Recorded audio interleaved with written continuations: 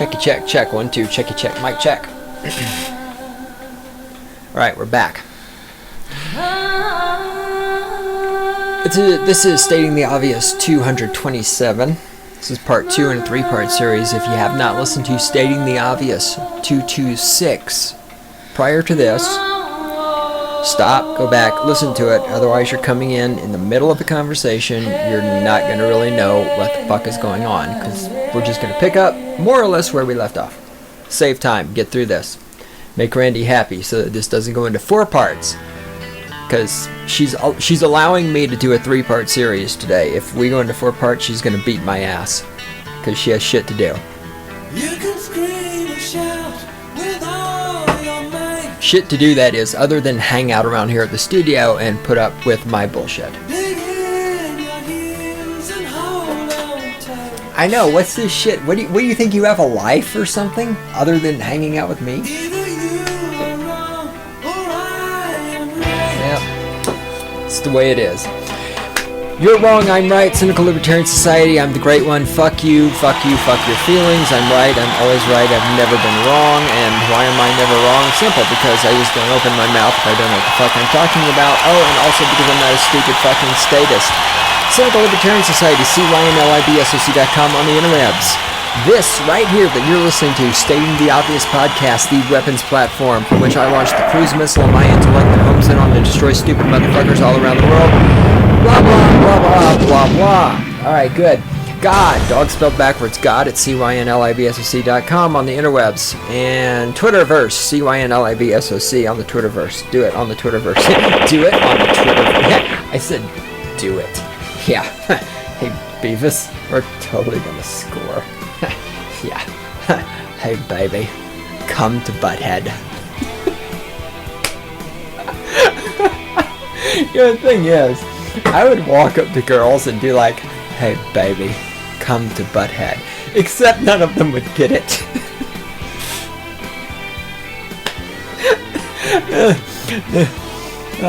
I'm not attracted to old women. And so, like, none of the younger girls that I've talked to that are in the age range of women I am attracted to, none of them know what Beavis and Butthead is. So none of them would get the joke. There's no point. They would just look at me like I'm a fucking idiot, which is actually what they do anyway. Just look at me like I'm a fucking idiot. Okay. Alright. Now I have a cup of hot tea. Oh, that's good.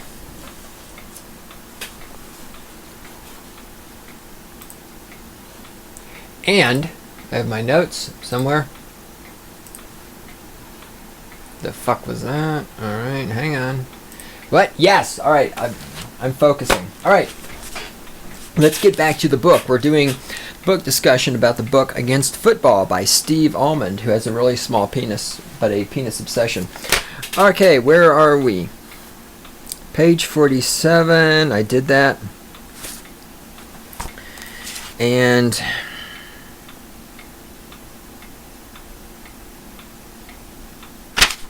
yep, I'm good with that. Alright, moving on. Page 61.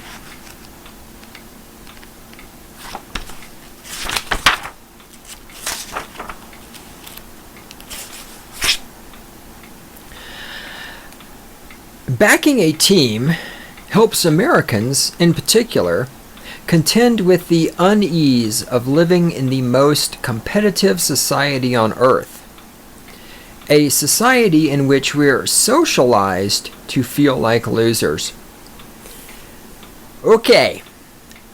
Again, remember, we're talking about football. We may as well be talking about politics. Let me read these sentences again. Just change a couple of words. Backing a political party helps Americans, in particular, contend with the unease of living in the most spoiled society on earth. A society in which we are socialized to feel like victims.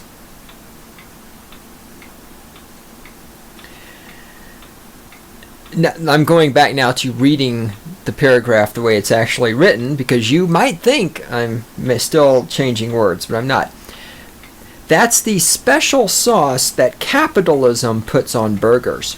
It's how you turn citizens into efficient workers and consumers. You convince them that they are forever falling behind, losing time, losing money, losing status, losing hair, losing potency. That's another penis reference. I told you this guy's penis obsessed. Losing the edge. We feel that we're all losing all the time simply by failing to win it all.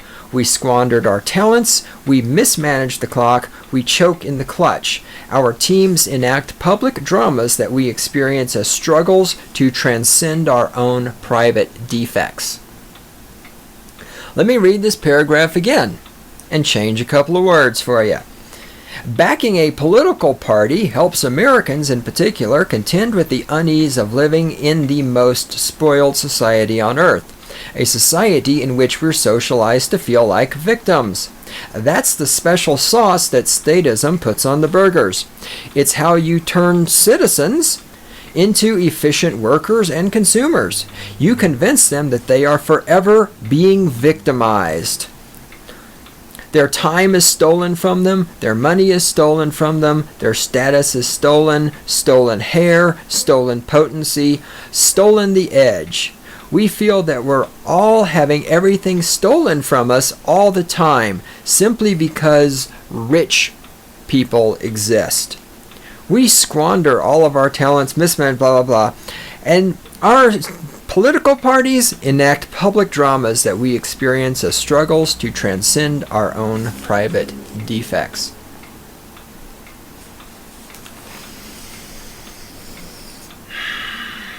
Again, he's right in the sense that he has identified that the rabid obsession and identification people have with football teams, again, I give you Denver Broncos fans, is a way for people to cope with their inadequacies. He's right about that. These inadequacies, however, are not caused by capitalism. These inadequacies are caused by the state.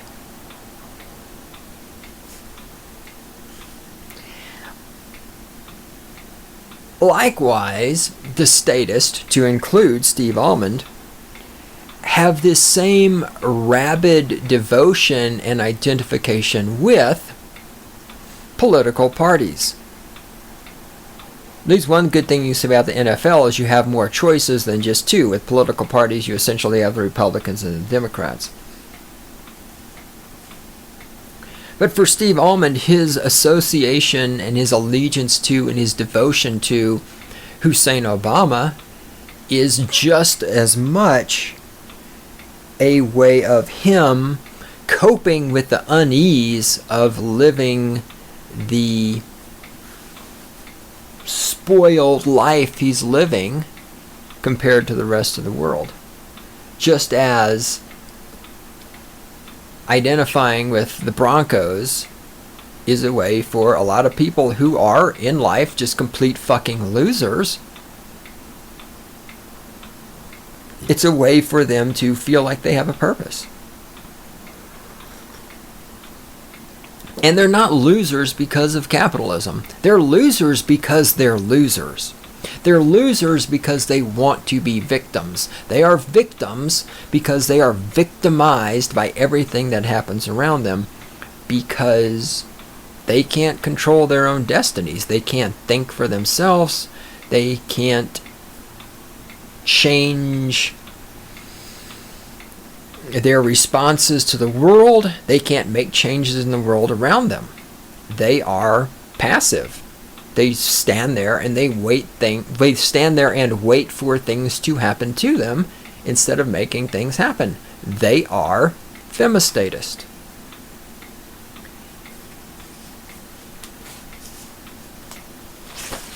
Page 63. Here we go. Yes. Here is the one passage in which Steve confesses his loserism. Steve is writing about himself here. A saner human would have jumped ship years ago. Instead, I am that one sad asshole who quietly roots against the Patriots every time they have a big playoff game. Games, incidentally, that I often have to plead to watch at the homes of my friends who hate having me there. But I am not a saner human being, which is why I have watched the highlights of the Patriots losing their perfect 18-0 season to the Giants in Super Bowl XLII no fewer than 20 times. Now, his entire book is about the evils of football, and yet he loves watching football. And here he's saying that he has to go to his friend's house to watch so he watches the Patriots because the Patriots beat the Raiders. He's a Raiders fan. Or apparently, I guess the Patriots beat the Raiders or some shit.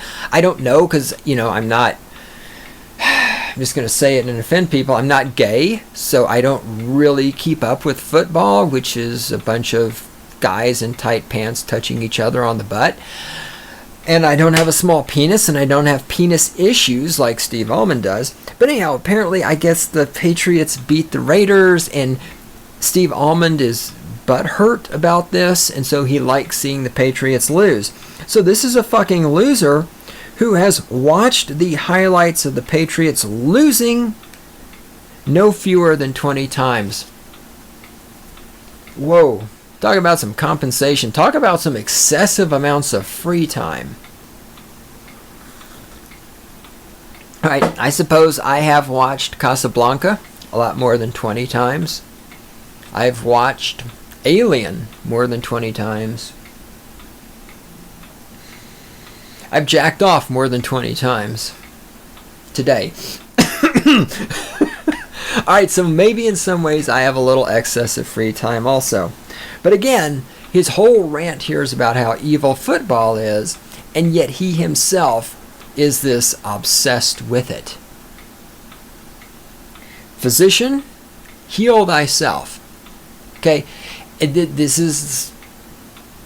if you personally can't move beyond this, I really don't think you need to be lecturing other people on how to move beyond football. But we'll find out more about that later. Okay, let me move on. 68, page 68.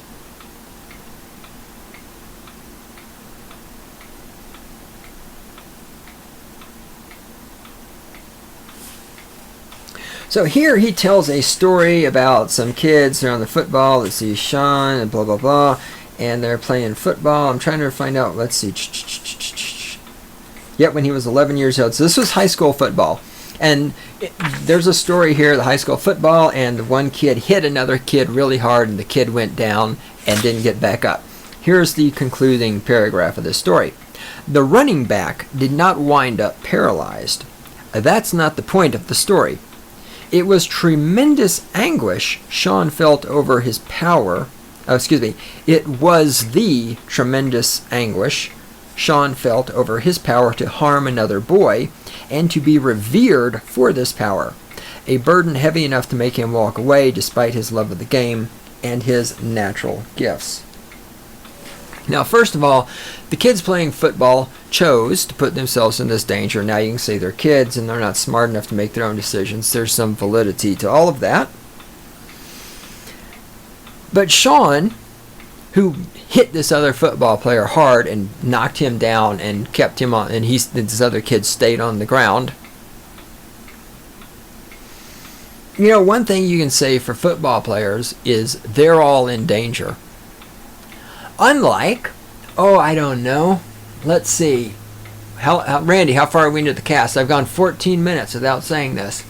Unlike, say for example, Hussein Obama, who doesn't just tackle other human beings, who actually murders other human beings without actually putting himself in danger. So why is it that Steve Almond, other than the small penis, is demonizing football players for injuring other football players? At least the football players themselves are putting themselves at risk as well as injuring other people, while of course Steve Almond worships, and yes, don't fucking argue with me, he worships, we will get to that, it's later in the book, he worships Hussein Obama, who doesn't just occasionally injure other people, who deliberately murders other humans without having the ball sack necessary to put himself in the line of danger.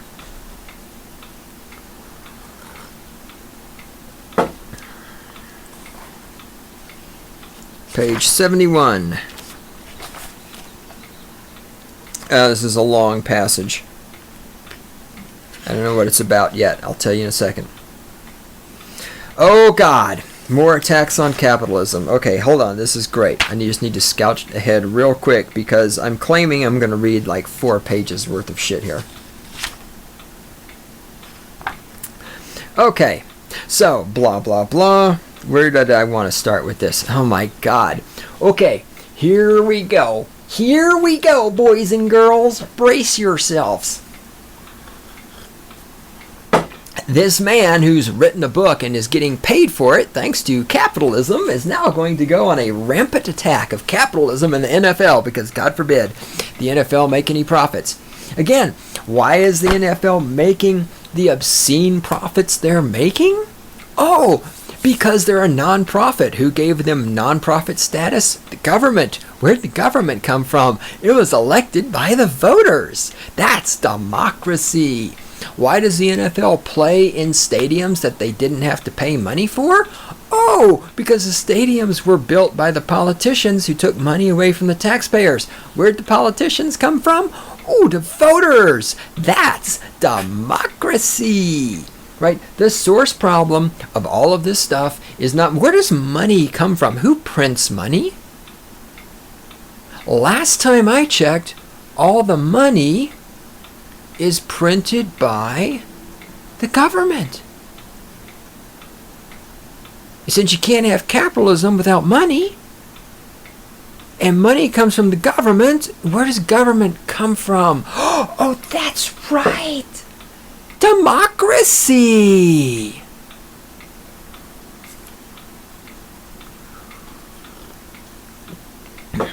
Again, let me emphasize, Steve Almond, in spite of his small penis and his penis obsession and his worship of Hussein Obama, he identifies legitimate problems. That's why I do recommend you read this book if you're even remotely interested in the politics and economics of football and football culture. He identifies legitimate problems, but because he's so fucking statist and stupid, he has no ability at all, none, to identify the cause of the problem or the solutions. I mean, speaking of football, so here in the People's Republic of Fort Collins, Colorado State University is going to build a new football stadium.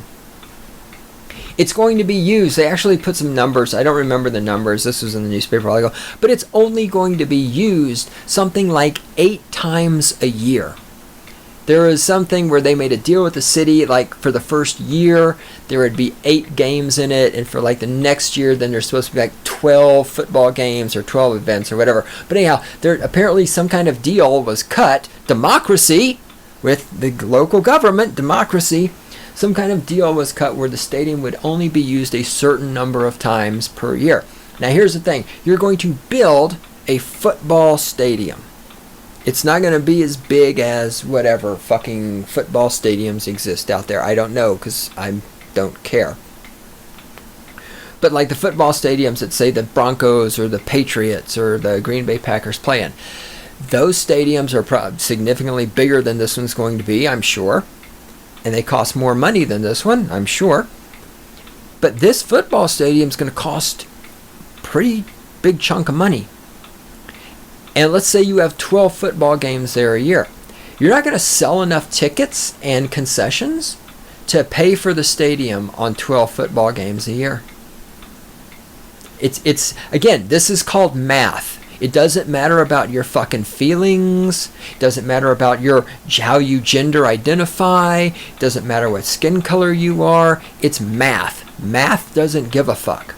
Okay? Math tells us that you're not going to pay for the construction of a brand new football stadium with the revenues generated from playing 12 football games a year, selling tickets and selling concessions. Where is the rest of that money going to come from? It's going to come from the taxpayers. It's going to come primarily from people who pay taxes. It's going to come primarily from heterosexual white men who work for a living. Yeah, there's some heterosexual women in there too who work for a living. Then there's some gay men and some gay women, and they work for a living. And there's some minorities who work for a living.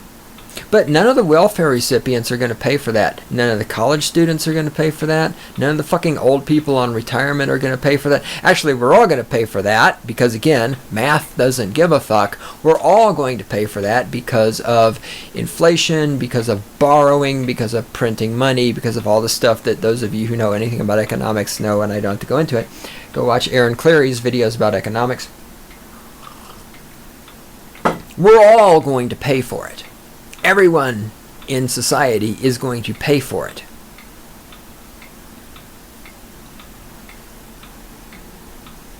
But this is all happening because democracy. City of Fort Collins, democratically elected. The Colorado State University is a state-run university. The government of the state, democratically elected. All of this is happening not because of capitalism. This is all happening because of democracy. Okay, here we go. Let's read.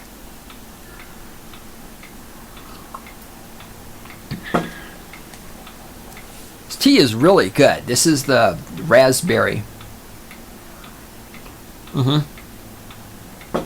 Okay. All right. Yes. I'll stop fucking stalling and read. You love me and you know it. Quiet, Randy. Shush. Hey, you just stay in there and do sound engineering shit, woman.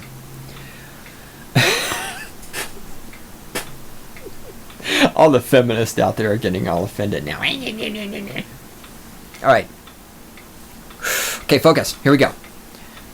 But just as a thought experiment, let's pretend the NFL really were Marxist.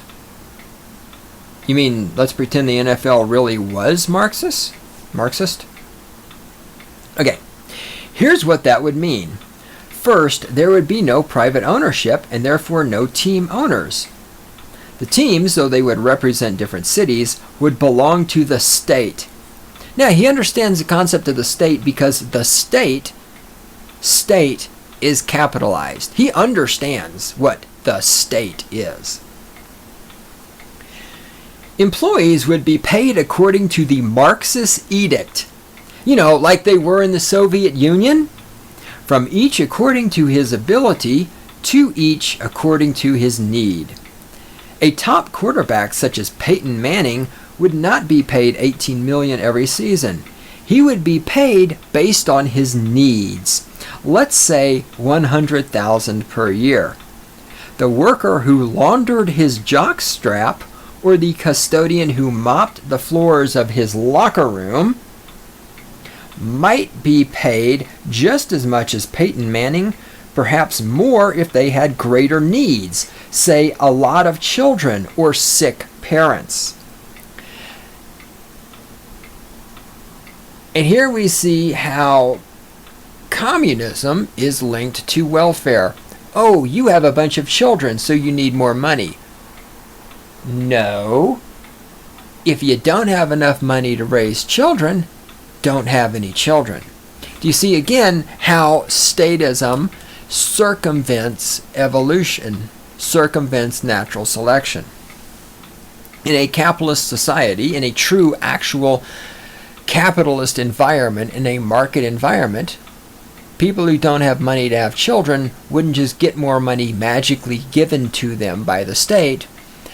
they would have to fucking suffer and not make a bunch of kids they can't afford to pay. And therefore, the people who reproduce would be the smart people who can make money, not, as it is in our society right now, the dumb people who all they know how to do is fill out the paperwork so they can get more welfare so they can spit out more babies. And of course, it's interesting because he makes the assertion that if the NFL were in fact Marxist, there would be no private ownership. But then he talks about Peyton Manning, and he talks about the worker who laundered his jockstrap. His jockstrap implies ownership of the jockstrap by Peyton Manning. Well, that's not Marxist, right? I mean, if it's Marxist, then Peyton Manning would not own his jockstrap. Or the custodian who mops the floors of his locker room, as if Peyton Manning owns the locker room, right? So that's not very Marxist there, Mr. Almond. You might want to get your small penis shit together.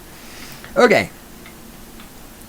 Star athletes could still ostensibly earn huge sums in endorsement deals from private industry, though the league would have to decide whether these payments violated its Marxist tenets. Commissioner Goodell would not receive a compensation package of $42.2 million as he did in 2012, nor would his deputies earn millions. Again, let me point out that that 42, well, I shouldn't actually say that. The commissioner got that $42.2 million because you dumbasses keep watching football, you keep buying the tickets, you keep buying you keep electing the politicians that give them the tax-exempt status, yada, yada, yada. Again, let me just fucking repeat myself. The problem here is not capitalism. Capitalism did not give tax breaks and subsidies to the NFL. Politicians did that. People, individual, specific people who were elected by the voters via democracy gave those tax breaks, gave those subsidies, granted that tax-exempt status. Capitalism is not a person, and capitalism does not do things. Right? Capitalism cannot go in the bathroom and flush the toilet. Capitalism is not capable of doing that. People, a person, can go in there and flush the toilet. Capitalism cannot do that. All of these things were brought about by people acting under statist delusions. Now, you can make a counterpoint. Well, no, there are people acting under capitalist delusions. No. It's statist delusions. Trust me on this. All right, let me keep reading, because I don't want to deviate too far right now, because there's a lot to read. In fact, one of the most fascinating questions that arises from a truly Marxist NFL would be the question of what to do with the staggering profits, which would no longer be divvied up by a cabal of geriatric magnates. I don't know what this word is. Or funneled to, in other words, old white people, or funneled to a pack of vainglorious athletes. We can safely assume that its operating cost would be a fraction of the nearly $10 billion the NFL is projected to earn this season. That's billion with a B. The balance, $9.5 billion, would be available for redistribution to societal needs such as early education, medical and renewable energy research, intervention for at-risk populations. Fans would be in the strange position of justifying their support for pro football by pointing to all these good works.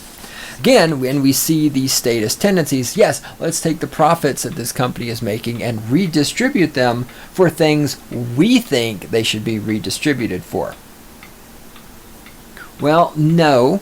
The entity that makes the profit should be determining where the profit goes. Again, does the NFL make more profit than it should because of tax subsidies and tax breaks and non-profit Yeah, absolutely. Again, he has identified a legitimate problem. But his solution is the usual stupidity. A Marxist NFL in which salaries were no longer grossly inflated by our blessed free market. Again, the free market is not inflating the salaries, okay? When the fucking government gives the NFL a tax write-off or a fucking subsidy, that is not the free market. Again, you fucking moron statist with your fucking small penises. You don't fucking understand what you're talking about, okay? Too big to fail is not the free market. Tax write-offs is not the free market. Taking money away from taxpayers and giving it to corporations like the NFL is not the fucking free market. That is statism. You stupid fucking small penised cocksucker. That is democracy. That is an elected government doing the will of the people. That is statism. It is not the free market, you dumb fucking cocksucker. Bailing out banking corporations, not the free market. Bailing out the automobile corporations, not the free market. Giving Coca-Cola huge amounts of money so they could fucking advertise in China, as the government did many years ago. I talked about this years ago. That's not the free market. Telling the NFL they're a tax-exempt non-profit corporation, don't have to pay taxes, that's not the free market, okay? That is all the actions of the state. That is the actions of people who were elected by other people. That is not the free market, you dumb motherfucker.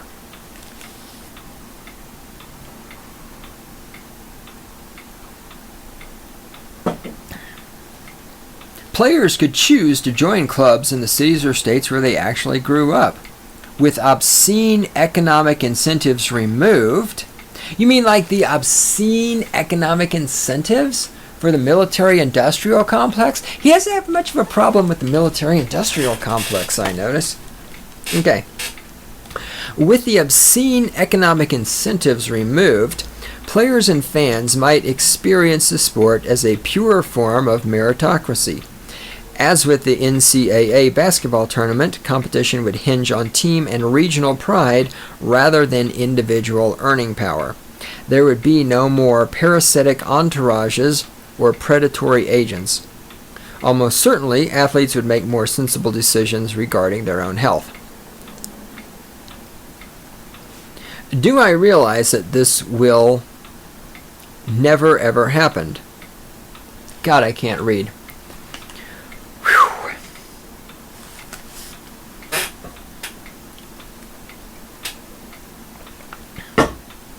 Take two. Do I realize this will never ever happen? That lawyers would descend from their penthouses to sue the bejesus out of all parties. That the players themselves would flee the NFL in droves to join for-profit leagues or form their own. That Rush Limbaugh's head would explode as he tried to process the concept of a socially conscious blood sport. Yes, which is my point. The NFL is the opposite of Marxist. It is the epitome of crony capitalism.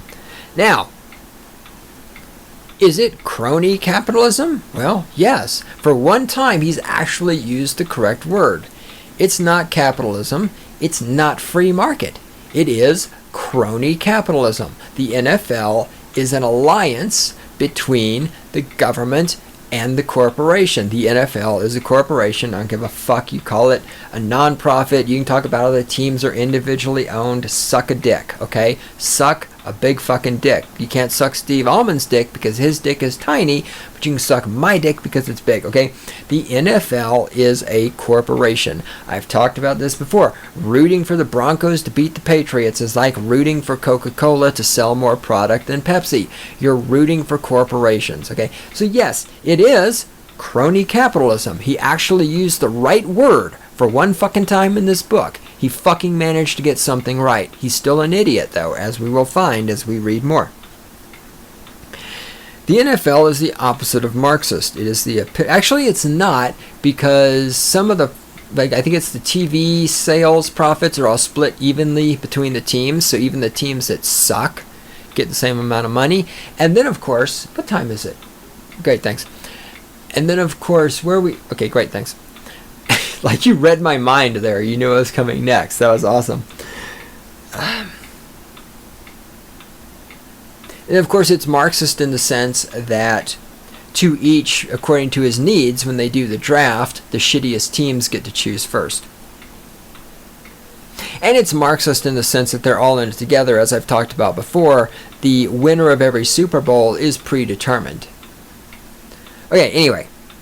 The NFL is the opposite of Marxist. It is the epitome of crony capitalism, a corporate oligarchy that has absorbed or crushed all potential competitors, which it has, that's true, that routinely extorts municipal and state governments.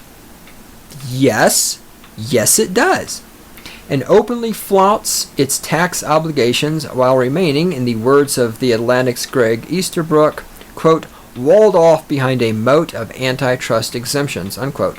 Yes, it does.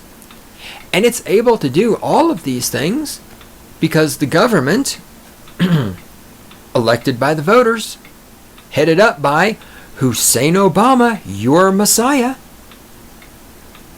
allows it to do these things. Isn't it amazing? Hussein Obama has the technology to murder people in foreign countries with flying robots because they're going to a wedding. But, gosh, you can't do anything about the NFL being tax exempt. He's just powerless about that. There's just nothing he can do. He doesn't want to do anything about it. Nobody's forcing local governments to give the NFL buckets and buckets of money to build stadiums.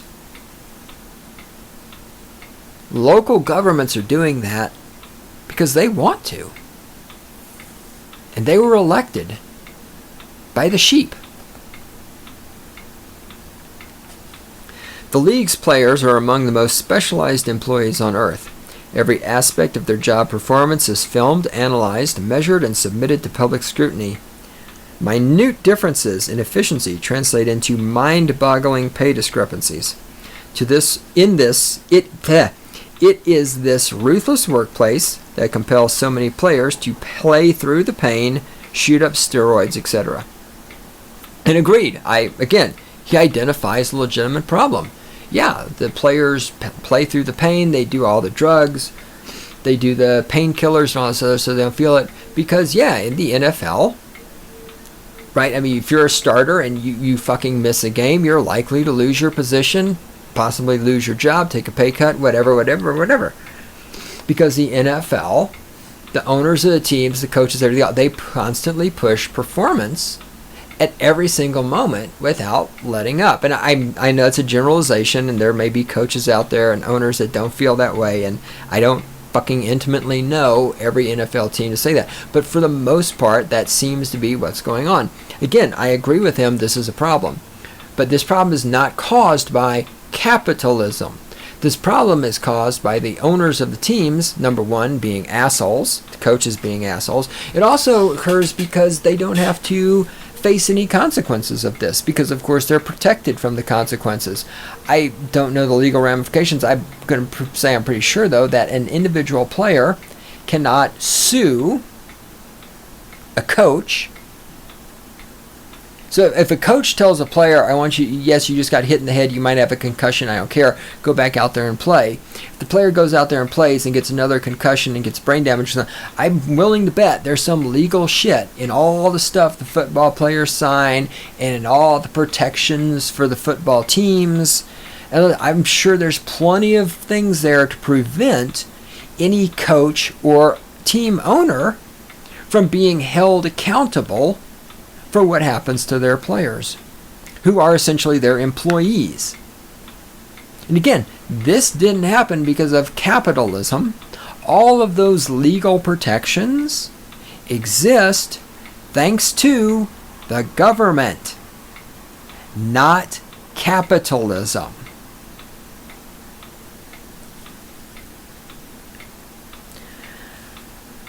Much is made of the communal virtues imparted by football: sportsmanship, teamwork, self-sacrifice. But a genuine Marxist would note that those qualities are placed in the service of contests whose outcomes are irrelevant to the fate of the worker. Excuse me. Football is the ultimate bourgeois indulgence. Its civic function is to distract the proletariat from the aims of the revolution and to serve as a means of indoctrination into thought systems that are individualistic and materialist. Boy, does that sound like the state. We're going to distract people from reality and indoctrinate them into thought systems that are collectivist and victimizing. Think about it, folks. Last season, the Minnesota Vikings paid a man named Jared Allen more than $1 million per game to maul opposing quarterbacks. The market, meaning us, the fans, again, he got something right. Yes, you, fucking scumbags like you, who are the fans of football, you paid for this, you asked for this, you wanted this. Don't hate the player, hate the game. Okay? The NFL is giving you what you want. That's called democracy. Now, to an extent, it's also the market, yes, but is not a market in the sense that, again, once the NFL receives all these subsidies from the government taken by force, again, if the NFL was doing what it was doing, only with the revenues it could make by actually selling tickets and merchandise, that would be different. But of course, the NFL has these obnoxious sums of money because of it's like I'm just saying the same thing over and over and over.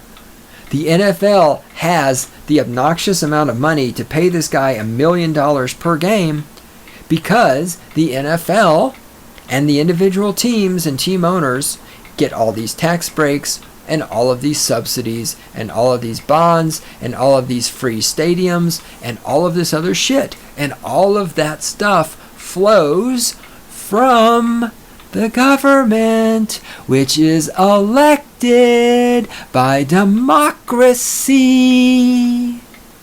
The problem is not capitalism. If the NFL had to pay their players based on what they could make by selling tickets, selling beer, selling popcorn, and selling the TV rights, you wouldn't have this problem. The market, meaning us, the fans, has determined that Allen's value is roughly $18.5 million per year. State of Minnesota, here we go. The state of Minnesota pays an elementary school teacher an average of $38,000 per year. Paramedics make $42,000, cops $28,000. That makes one quarterback mauler worth 474 elementary school teachers, or 440 paramedics, or 661 police officers. Let us pause in astonishment and torment. So first of all, the elementary school teachers are worth a lot less than that. So are the police officers. The police officers just mostly murder innocent people and collect money for the state. The paramedics are the only people on this worth of shit. But yes, yeah, you as a voter, you as a statist, you as a person who can decide what you spend your money on, you have decided that this one guy is worth that much money. Yeah, you've made that decision. It's not capitalism. Capitalism doesn't make decisions. Capitalism does not have consciousness. You do.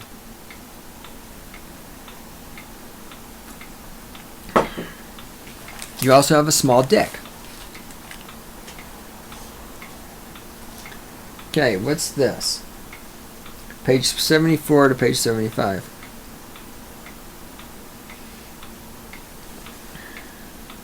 Got it.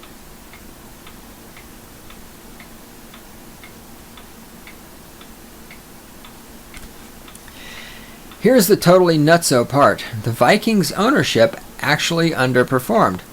Based on research done by Judith Grant Long, a professor of urban planning at Harvard, the taxpayers provide 70%. Where have you heard this before? Taxpayers provide money. Where have you heard this before? Here we go. Taxpayers. Where have you heard this before? Taxpayers provide 70% of the capital cost of NFL stadiums, as well as footing the bill for power, sewer services, other infrastructure, and stadium improvements. Where have you heard this before? Again, this is not a problem that comes from capitalism or free markets. This is a problem that comes from the government taking the money from the taxpayers, giving it to the NFL. The government comes from democracy. The perfect example, 7 of every $10 spent to build CenturyLink Field in Seattle came from the taxpayers of Washington State, $390 million total. The owner, Paul Allen, pays the state $1 million per year in rent and collects most of the $200 million generated. Again, that's not capital. Capitalism has nothing to do with that. So the stadium generates $200 million. That's because people who are statists go there and buy $200 million worth of stuff. The owner, Paul Allen, then pays $1 million of rent each year. That's because the owner, the people who... Okay, whoa. Back that up a second. That he pays $1 million a year for rent to the stadium. Well, who decides what the rent for the stadium will be? Well, the local politicians do. Where did the local politicians come from? Why am I repeating myself over and over and over? The local politicians were elected by the statist population who pays $200 million a year for services at the stadium. Capitalism, nowhere in sight. If capitalism were in sight, so just as Steve Almond wrote about what would a Marxist NFL look like, what would a capitalist market-based NFL look like? Well, first of all, if you wanted a stadium to play in, then the owner of the team would have to build his own fucking stadium with his own money. Let's start right there. Then, if the owner of the team was not able to sell enough tickets, sell enough merchandise, sell enough services at the stadium to keep it open, it would close. And the owner of the stadium, in a market situation, would have to pay his own fucking electric, and his own fucking sewer, and his own fucking trash disposal. That's what capitalism, that's what a market-based NFL would look like. Okay, the NFL we see today, that is a statist-based NFL. That is a fascist NFL. That is a joining, a conglomeration of, a union of the government, democratically elected by the voters, and the corporation known as the NFL. That is not capitalism or market. Capitalism and market, nowhere in sight with the NFL. I know that fucking small penis cocksuckers like Steve Almond who worship Hussein Obama think it is, but it's not. There's no fucking capitalism to be found here. Page 76. The fuck am I supposed to talk about on page 76? 76 to 77.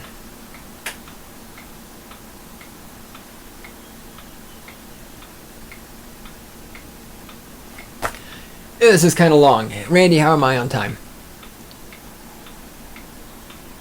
That's what I was afraid of.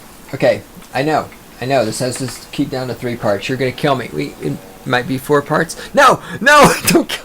All right, look, we're going long on this one. Oh, football joke. We're going long. Get it? Oh, penis joke. We're going long. Get it? Oh, damn. All right, hang on.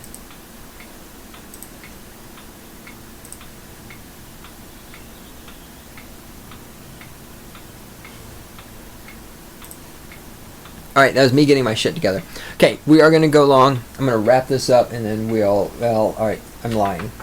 Just roll with me. She hates me. It's okay. Fortunately, I'm used to it. She really loves me, but she hates me. Okay. Well, let's take another big step backward. Okay, so taxpayers have funded 70% of the construction cost of the stadiums in which the NFL teams play, for which they receive a return of pennies on the dollar. Again, let me point out, this is not capitalism. This is fascism. This is statism. This is not capitalism. This is not market. This is democracy. Okay, let me go back to reading. And it's just more, it's more bullshit. But again, this is just listen to this and listen to the fucking statism and the stupidity. But consider the economic impact if taxpayers were to receive 70% of the profits generated by those facilities.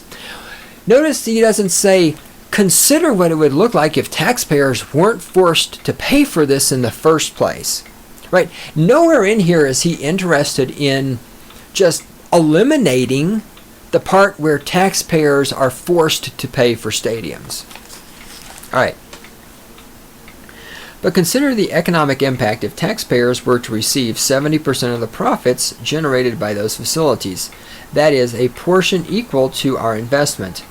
Given that the NFL is projecting to earn in the neighborhood of $10 billion this season, that amounts to $7 billion from TV, tickets, parking, etc. Again, no stadium means no games. Think about how much social good, oh, the social justice words, $7 billion would do in cities such as Detroit and Cleveland and St. Louis, where bright new stadiums rise above crumbling schools, closed factories, and condemned homes. Okay, the only thing that would do good in Detroit would be a nuclear explosion.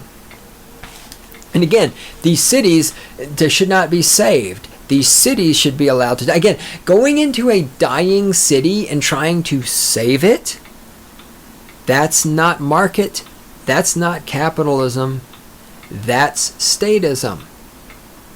That's other people some group of people deciding this city should be saved.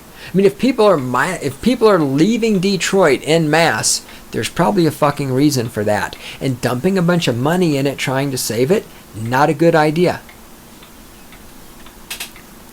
Or, let's say more conservatively, that cities demanded a 50% share of the profits as rent. Or simply demanded the owners remit to the taxpayers the sum required to build and maintain these stadia. This would still represent hundreds of millions of dollars. This is not some socialist redistribution of wealth scheme. It's not charity. That's Fox News math. This is asking an immensely profitable business to pay investors, taxpayers, our rightful dividend. Yeah, it is. But it's never going to happen. Because the governments you elected, remember the democracy, the whole voting thing? The politicians you voted for aren't going to do that. The traditional line put forward by boosters is that a sports franchise... Oh, and this is part of why I marked this as needing to be read. The traditional line put forward by boosters is that a sports franchise generates prestige and jobs and economic growth for a particular city. Again, okay, if your city's prestige, if your prestige is linked to a football team, this is why I fucking, like, when I see, again, I have lots of criteria for why I will disqualify women as being somebody that I would want to be friends with or have a relationship with or even put my cock inside of. One of them is wearing sports apparel. If your fucking ego is attached to a football team, there's something wrong with you. Okay, that to me is a sign of fucking worthlessness. So yes, and he's right. These arguments are put forward by these fucking rich people who want governments to pay for their new stadiums. Well, it'll bring prestige to your city to have an NFL team here. No, it doesn't. If your city gets its prestige from an NFL team, then your city fucking sucks. And yes, they say it's going to bring economic growth and jobs. No, as I've said before, building a stadium does not create jobs. Because you always hear that, oh, we're going to build a stadium and it's going to create jobs. The only jobs that are going to be created, it's not creating jobs at the upper level because they're going to bring in, the owner of the football team is going to bring in the people he wants to do that. The only jobs that are going to be created are literally, janitors and people who work the concession stands and people who work the ticket booths. It's not like you build a stadium and you create jobs for engineers and doctors and nurses. You're just creating jobs for people who punch tickets and clean toilets. You're not going to revitalize a city with the jobs created by a stadium. It's bullshit. Yeah, again, Steve Almond is pointing out legitimate problems. He just has no fucking clue where they come from. He's pointing out legitimate bullshit. But what he doesn't recognize is this bullshit is not just spewed only by the owners of the teams. This bullshit about how the stadium will bring prestige and jobs and economic growth is also spewed by the politicians. Oh, where did the politicians come from? Oh, god damn it! Democracy again! Fuck! How do we keep getting back to democracy? I can't figure it out.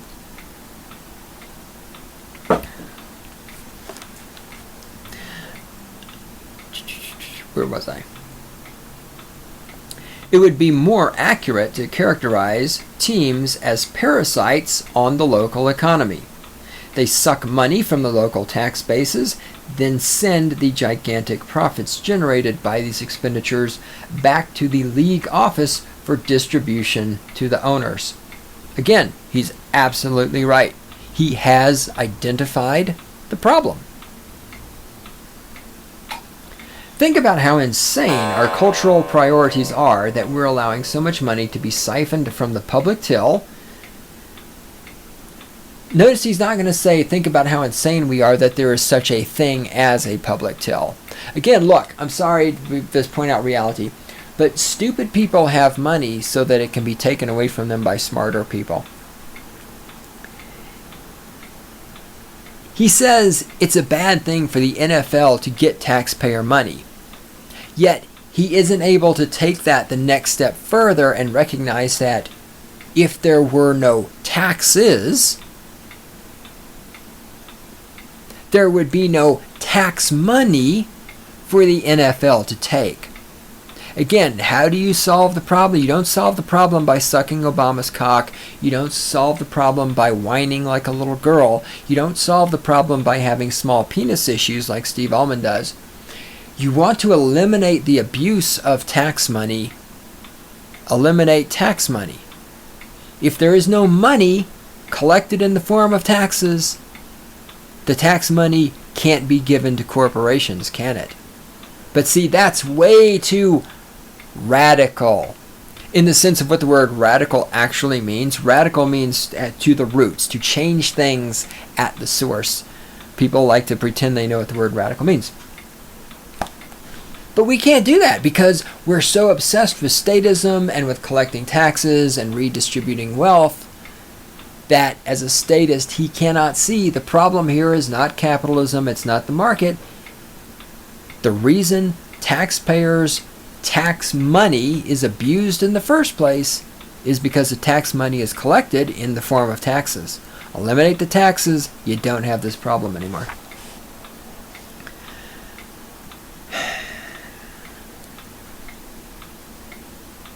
Think about how insane our cultural priorities are that we're allowing so much money to be siphoned from the public till and funneled directly into the private koi ponds of the nation's wealthiest families.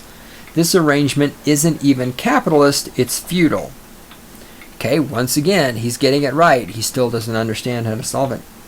Please try to imagine, if you would, what other industry could perpetuate such financial chicanery and still be considered a model corporate citizen. Well, I can tell you what industry does that. Military-industrial complex spends billions and billions of dollars on ways to kill people and destroy things. And all you hear, especially now that Obama's the president and war is okay, is support the troops. They're fighting for our freedom.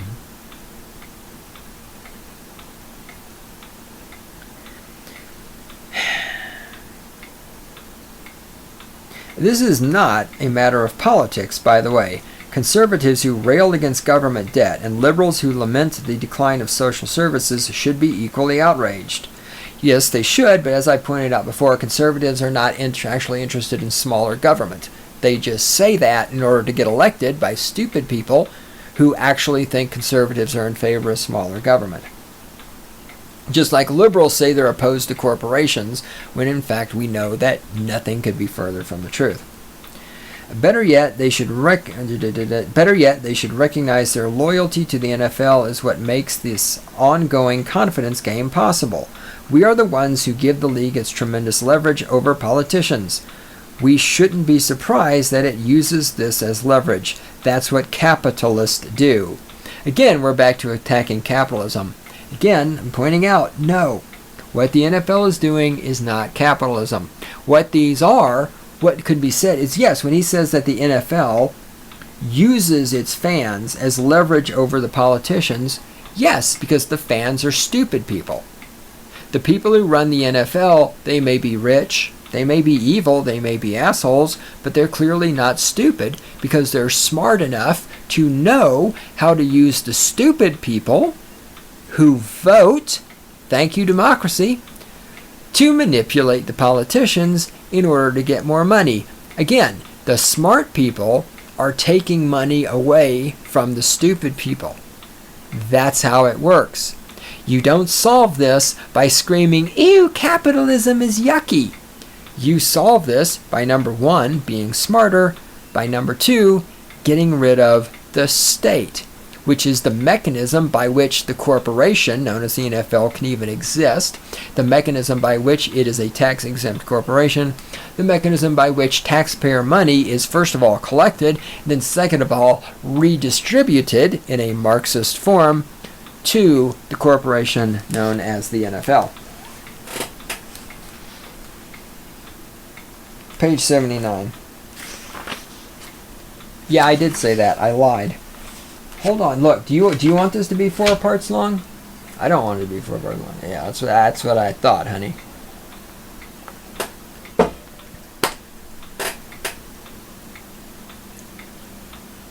Page 79 to page 8. All right, here we go. But that's not quite right. Because fans form long-term relationships with their teams. The Browns started playing in Cleveland in 1945, for instance. They won 8 championships in their first 2 decades, then earned a zealous following. This did not stop owner Art Modell from announcing in the middle of the 1995 season he was moving the team to Baltimore, itself abandoned by the Colts dozens of years earlier. Modell inked this deal the day before voters approved a plan that had been put on the ballot at his request to revamp Cleveland Municipal Stadium for $175 million. Again, democracy. The voters approved. It says right here, the day before, voters approved a plan. $175 million to revamp the stadium. Democracy. Democracy. That is not market. That is not capitalism. That is democracy. The voters themselves approved a plan to take money away from people and give it to this rich person in the form of a subsidy of revamping the stadium. Again, in a capitalist market society, fucking Modell would have to find his own fucking money to revamp the stadium, which he would have had to have found his own money to fucking buy it. He would have had to sell lemonade, whatever. But he wouldn't have been able to just take the money away from taxpayers via democracy. During the Browns' final home game, fans set fire in the stands, heaved rows of empty seats onto the field, and tore bathroom sinks from the walls. Again, there's the voting population showing their intelligence.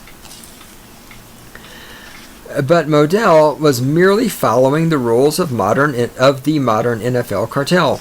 By moving to a new city desperate for football, he secured a brand new stadium worth $220 million, with taxpayers picking up $200 million of the tab, where the newly minted Baltimore Ravens could play rent-free for 30 seasons, with Modell keeping every cent from tickets, parking, naming rights, concessions, and the sale of 108 luxury boxes and 7,500 club seats. Again, all of that happened because democracy, because of the state, because the politicians made that deal with him and funded it with money taken from the taxpayers by force.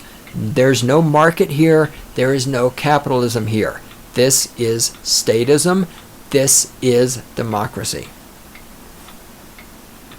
Modell used the proceeds from personal seat license, fans who pay for the right to buy tickets.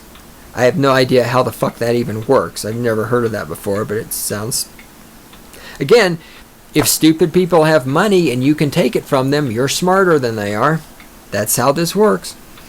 To build a $15 million training facility and cover his moving and legal fees.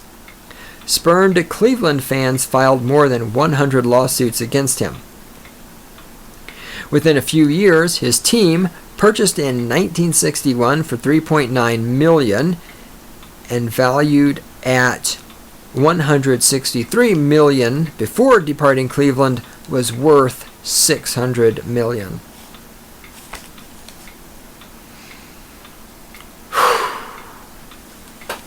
Again, legitimate problems being identified. Problem is not capitalism. Crony capitalism, yeah. Fascism, allegiances between government and corporation, yeah. There's no capitalism in sight here. None at all. All right, Randy, play the music. Let's take a break. We'll come back. We'll wrap this up.